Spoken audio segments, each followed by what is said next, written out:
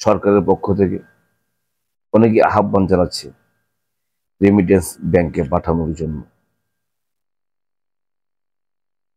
কার জন্য রেমিটেন্স পাঠাবো?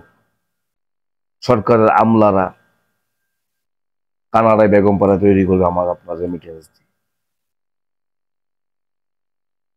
মতিউরের মতন লোকেরা শত শত কোটি টাকার মালিক হয়ে যাবে। আমরা যারা শত পরিশ্রম করে মাথার ঘাম পায়ে ফেলে অর্থ উপার্জন করে দেশ প্রেরণ করতেছি, আমাদেরকে নিয়ে বাবার আর কেউ নাই। আমাদের প্রেরিত অর্থ সরকারের কিছু দুষ্কৃতী কর্মচারী কর্মকর্তা দেশ থেকে পাচার করে নিয়ে যাচ্ছে কানাডায়, তৈরি করতেছে বেগমপাড়ায়। আমরা কি পেলাম দেশ থেকে?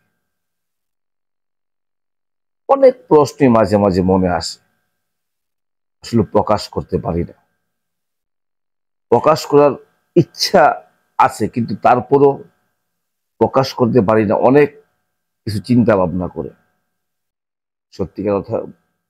সত্যিকার অর্থে বলতে কি, আমরা যারা মধ্যবিত্ত প্রবাসী আছি, আমরা তো কোনো দলের না, কোনো গোষ্ঠীর না। আমরা যদি দলের হই তাহলে একটা দলের, প্রবাসী দল। আমরা সরকার থেকে কি সুযোগ সুবিধা পাচ্ছি?